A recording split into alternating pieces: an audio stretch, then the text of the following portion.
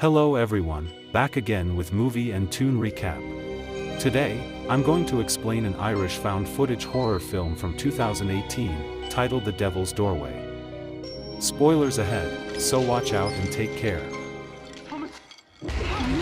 For over 200 years, a Catholic church in Ireland operated institutions known as Magdalene laundries, where they confined various women, including prostitutes, orphans, abuse survivors, the mentally disabled, and unmarried pregnant women. In the 1960s, two Irish Catholic priests are sent to investigate a reported miracle at one of these Magdalene asylums, which is run by an order of nuns. However, the priests soon uncover something terrible and sinister about the place. The story begins when a Vatican bishop receives a letter and two photographs, prompting him to send the priests to the asylum. The photos show a statue of the Virgin Mary in the chapel, supposedly bleeding from the eyes. The two priests have different outlooks. Father Thomas Riley, the older of the two, is weary and disillusioned after years of investigating supposed miracles for the Vatican, having seen many false claims. On the other hand, Father John Thornton, the younger priest, who is enthusiastic and hopeful that they will encounter a genuine miracle. When they arrive at the asylum, they are met by the strict and controlling Mother Superior, who runs the place. She tries to dismiss the letter, even though it was sent anonymously by someone from the hospice, implying that the women in the asylum are not to be trusted.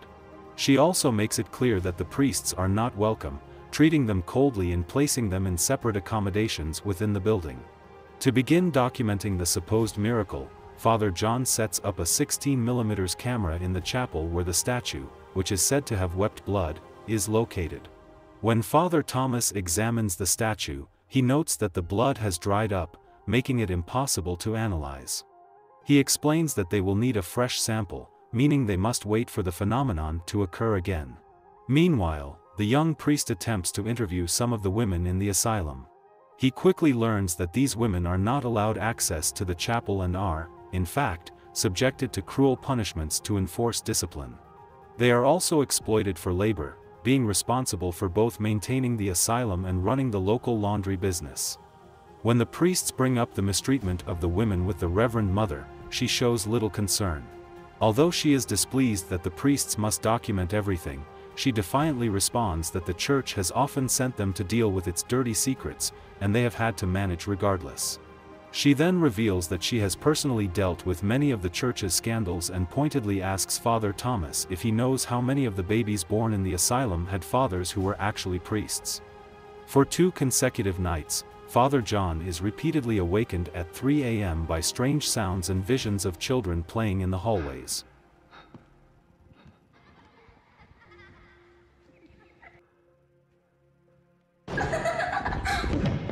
When he brings this to Father Thomas' attention, he dismisses it, saying he hasn't heard or seen anything. The two priests then discover that there are no children living in the asylum, as the children's wing has been closed since the war. Father Thomas, skeptical about miracles and human nature, remains convinced that a trickster is behind these strange events. On the 3rd day, something extraordinary happens. All the statues of the Virgin Mary in the asylum begin to bleed simultaneously. Father Thomas analyzes the blood and determines that it is human, specifically type O negative, and comes from a pregnant woman. However, after comparing the samples with the blood of the inmates and nuns, he finds no match. A nun privately confesses to Father Thomas that she was the one who contacted the church to investigate the weeping statue. She warns him about a young pregnant woman named Kathleen O'Brien, who is being held in a secret room in the basement. The nun ominously quotes a scripture: "If your eye causes you to sin, pluck it out and throw it away." Despite the Mother Superior's stern objections, Father Thomas insists on seeing Kathleen. He is taken to a hidden, filthy room where Kathleen is being kept, chained, emaciated, and scarred, and horrified, Father Thomas demands her immediate release. However, as Kathleen is being moved out of the cell, she suddenly attacks and bites one of the nuns, forcing them to lock her away once more. Once Kathleen calms down, Father Thomas interviews her. She claims to be possessed by an unknown entity and even speaks to him in Greek, a language she shouldn't know.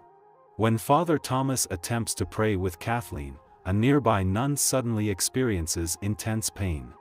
In the middle of the night, all the statues of the Virgin Mary in the building suddenly begin to shatter on their own.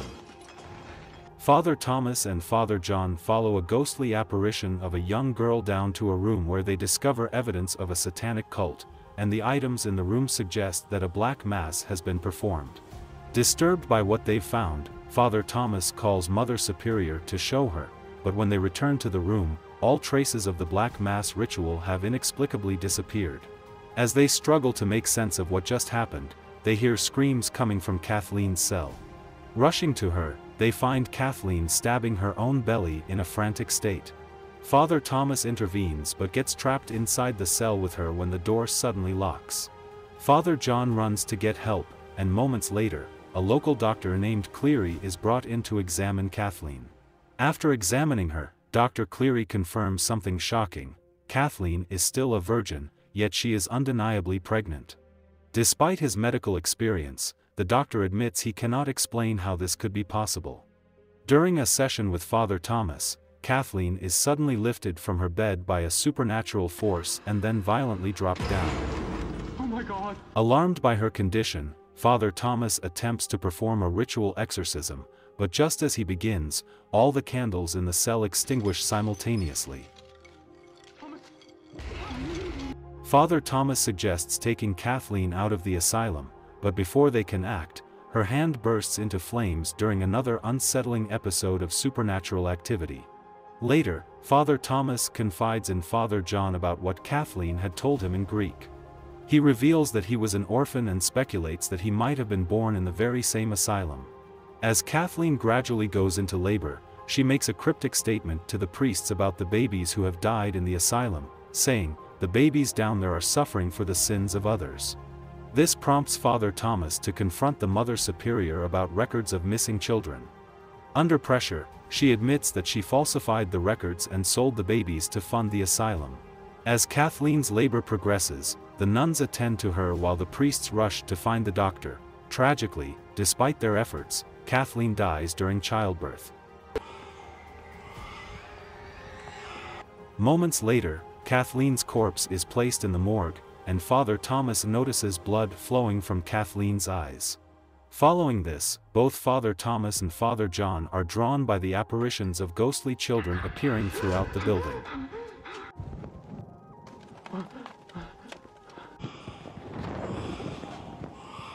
The priests return to the room where they previously discovered satanic paraphernalia, now hearing the eerie sound of a baby crying.